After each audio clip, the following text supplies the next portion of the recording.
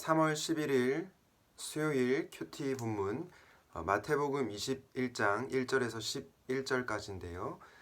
마태복음 21장 1절에서 5절까지만 제가 봉독해 드리도록 하겠습니다. 그들이 예루살렘에 가까이 가서 감람산 벳박에 이르렀을 때에 예수께서 두 제자를 보내시며 이르시되 너희는 맞은편 마을로 가라. 그리하면 곧 매인 나귀와 나귀 새끼가 함께 있는 것을 보리니 풀어 내게로 끌고 오라. 만일 누가 무슨 말을 하거든 주가 쓰시겠다 하라. 그리하면 즉시 보내리라 하시니 이는 선지자를 통하여 하신 말씀을 이루려 하심이라. 일러스되 시온 딸에게 이르기를 내 왕이 내게 임하나니 그는 겸손하여 나귀 곧 멍에 매는 짐승의 새끼를 탓도다 하라 하였느니라. 아멘. 여러분, 오늘 본문은 예수님께서 구약의 말씀, 구약의 예언을 성취하는 그런 본문입니다. 스가랴 9장 9절 말씀에 보면 이런 말씀이 나옵니다.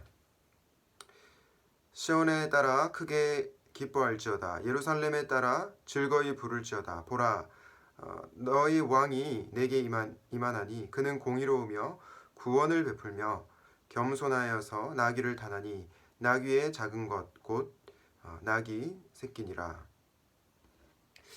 여러분, 예수님께서는 구약의 말씀, 구약의 예언을 성취하시는 분이십니다. 오늘 본문에 나타난 예수님의 모습을 통해서 우리가 예수님은 어떤 분이신지 묵상해 보려고 합니다. 오늘 우리가 함께 나눌 말씀의 제목은 세상과 다른 겸손입니다. 세상과 다른 겸손입니다. 여러분, 오늘 본문을 보면 굉장히 좀 역설적인 그런 내용이 나오는데요. 먼저 3절 말씀을 다시 한번 보겠습니다. 마태복음 21장 3절에 보면 나귀 새끼를 예수님께서 풀어서 끌고 오라라고 하시고 나서 이렇게 말씀하십니다. 누가 무슨 말을 하거든 주가 쓰시겠다 하라. 그리하면 즉시 보내리라. 무슨 말을 하면 주가 쓰시겠다 하라. 영어 성경은 이 구절을 어떻게 번역하고 있냐면 주가 필요하다 하라 라고 이렇게 얘기합니다. 여러분, 예수님께서는 자신을 어떻게 생각하고 계십니까? 자신의 정체성을 어떻게 정의하고 있습니까? 예수님은 자신을 주라고 얘기하고 있습니다. 여러분, 주라고 하는 뜻은 무슨 뜻입니까? 통치자라는 뜻입니다. 이 세상과 온 땅을 다스리시는 통치자, 다스리시는 분이라는 의미가 담겨져 있습니다.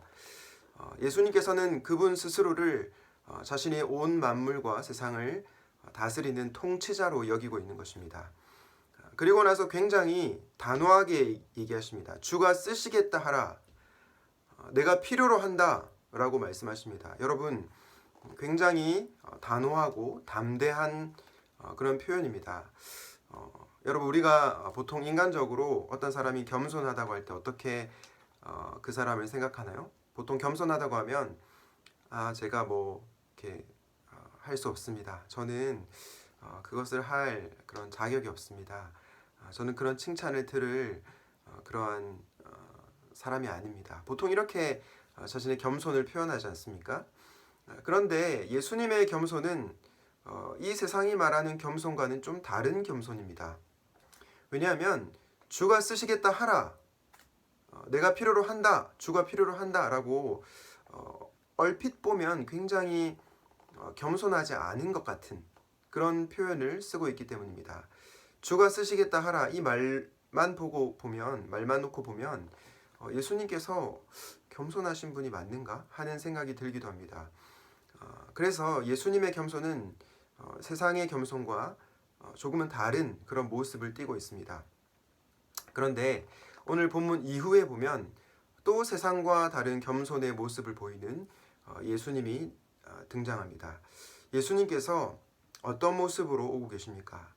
바로 나귀를 타고 오십니다. 나귀는 어떤 동물입니까?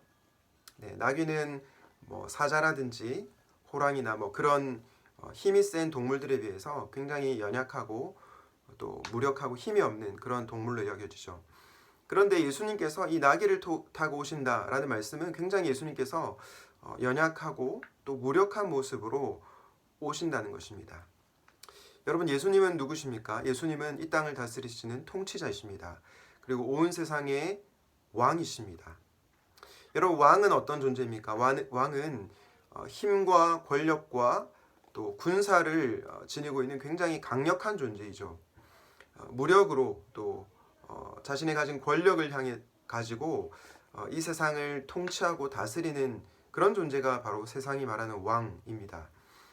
그런데 여러분, 놀랍게도 예수님께서 오늘 본문에 보니 나귀를 타고 오신다고 말씀하십니다. 여러분, 세상과 다른 겸손의 모습입니다.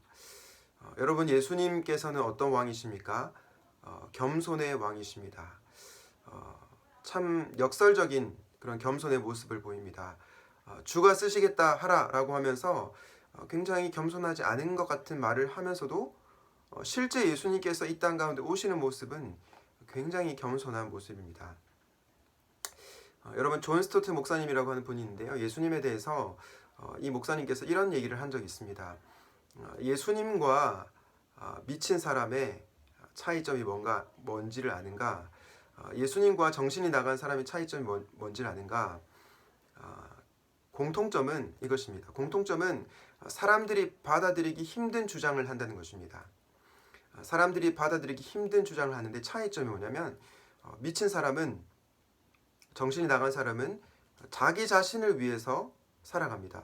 그런데 놀랍게도 예수님은 정말 사람들이 받아들이기 힘든 주장을 하고 있지만 타자 중심적 삶, 쉽게 얘기해서 다른 사람을 위해서 살아간다는 것입니다. 네, 겸손한 사람은 어떤 사람입니까? 자기 자신만 생각하는 사람이 아니라 다른 사람을 위해서 살아가는 사람이죠.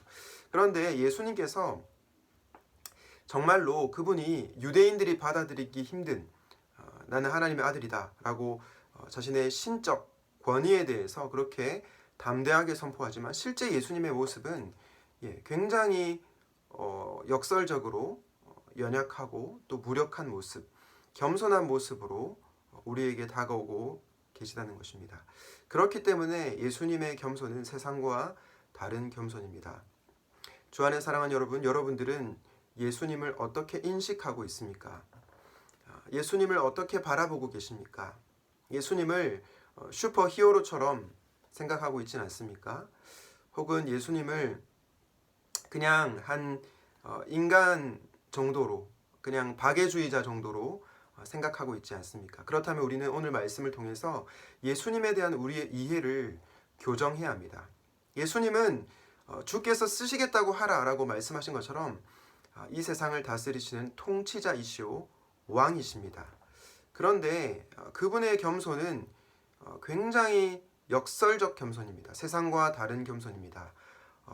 통치자이자 왕이심에도 불구하고 나귀를 타고 오시는 굉장히 연약한 모습으로 오시는 겸손의 왕이십니다. 바라기는 오늘 하루 살아가실 때 이 겸손의 왕이신 예수님을 여러분들이 깊이 묵상할 수 있으면 좋겠습니다. 나아가 그분을 닮아 오늘 하루도 겸손하게 살아갈 수 있기를 우리 주님의 이름으로 축원드립니다.